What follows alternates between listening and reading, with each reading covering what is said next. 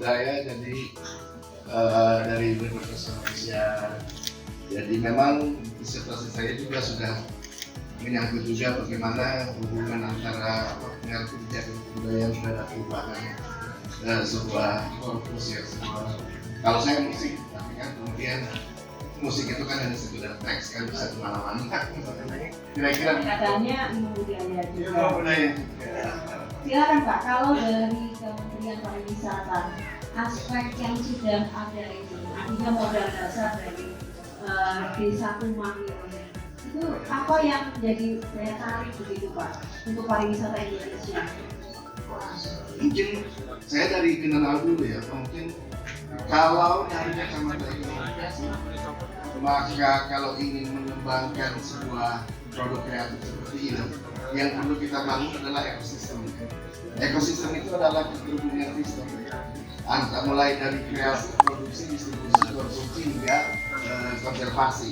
Nah, kalau di Desa Tumang ini sepertinya untuk ruang kreasinya sudah ada, kemudian untuk ruang produksinya sudah ada, kemudian distribusinya yang menjadi penting juga, karena persoalan di ekonomi kreatif di Indonesia, apalagi yang sifatnya community based seperti ini atau village based seperti ini, adalah ketika kemudian mulai dari tahap produksi ke distribusi, itu yang menjadi sering jadi persoalan.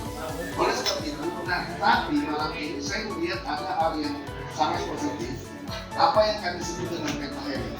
Peta itu 5, Helix itu baling-baling. Jadi keterhubungan sistem tadi, ekosistem tadi, memang tidak bisa dilakukan oleh komunitas sendiri. Tapi yang saya lihat positif sekali di sini adalah keterlibatan akademisi yang begitu kuat.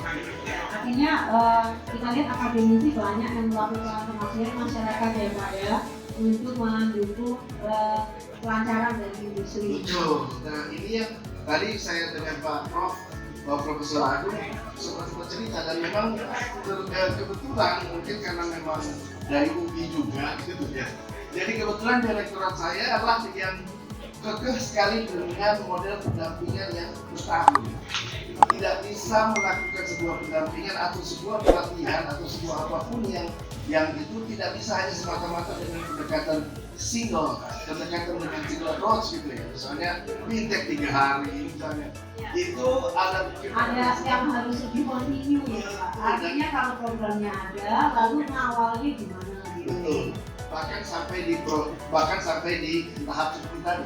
Jadi pengawalannya itu mulai dari kreasi produksi sampai pada distribusi sampai pada konsumsi. Bagaimana kemudian pendampingannya itu adalah beruntungnya karya produk. Hal ini kan terhitung pria. Kalau dalam 17 ekonomi kreatif ini sebenarnya terhitung pria. Bagaimana kemudian dia bisa didistribusi oleh pasar dan dikonsumsi oleh pasar? Dia pendampingannya begitu. Sampai di situ. Kalau misalnya dilihat dari potensi industri-nya untuk dikunjungi wisatawan dari luar negeri bagaimana? Unique selling point-nya sebenarnya udah ada. Karena kalau soal bicara tadi masalah desa wisata, yang dicari pertama itu adalah unique selling point.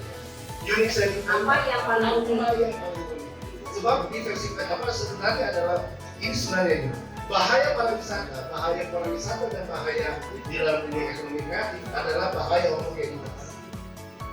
Orang mulai hampir semua seragam. Bahaya itu. Nah, ketika kemudian misalnya Tumang muncul dengan kopernya, maka sebenarnya itu adalah unique selling point yang harus kemudian menjadi bisa spill over ke beberapa sektor. Pertama dari jenis industri yang berbasis pada pelumpur dan logam yang lain, namun juga mungkin dari desainnya mungkin ya Pak. Desainnya yang betul-betul ini Indonesia ini bukan dari misalnya dari Afrika atau mungkin ini paling beda dan dicari akhirnya. Originalitas produk. Kalau seperti itu apakah ada pendampingan Pak dari pariwisata? Justru itu yang ingin saya cerita dosen. Kan pendampingan seperti ini, oleh sebab itu yang kalau kami lakukan adalah mengirimkan pelaku kreatif yang cocok dengan keahlian. Jadi dalam industri kria itu kan ada kria lokal, ada kria kayu, Nah kemudian dicari yang pas untuk misalnya desa tumbang ini, dan kemudian dikirimkan orang maksudnya ahlinya yang bisa membuat mereka melakukan originalitas ini dan diversifikasi produk. Nah setelah itu makanya pendampingan seperti yang saya katakan, ada kreasi, ada produksi, ada distribusi. Ketika tahap distribusi maka dikirimkan lagi orang yang kira-kira cocok dengan karakter desa setempat. Sehingga saya setuju dengan Pak Profesor, Pak Prof Agung tadi, ketika ekspornya ada, memang penting. Faktor ekspor jadi penting. Jadi harus ada pemakaran juga ya Pak, khususnya apakah hanya untuk yang perunggu saja, Iya. ya, ataukah misalnya dari lembaga. Betul. Nah, jadi mungkin kita perlu berangkat juga nih, expert atau ahli desain atau Iya. yang punya bisa pemakarannya bisa digunakan, Iya. dan itu juga mendapatkan kaki ya Pak ya. Iya, mendapat kekayaan intelektual dalam, sehingga ada dua. Ada kekayaan intelektual yang individual, biasanya yang misalnya hak cipta, paten, tapi kemudian apakah dia masuk dalam kekayaan intelektual komunal? Yang apa? Artinya komunitas pengrajin di sini Betul. memohon haki kepada tentu saja pada industri terkait ya, Iya. yang memakai modelnya. Iya. Oh iya. Mungkin bisa indikasi geografis. Ada beberapa itu nanti biasanya harus konsultasi dulu dengan ahli haki, baru kemudian bisa ditentukan ini masuk KIK, apakah ini masuk hak kita atau apa gabungan dari seorang ahli.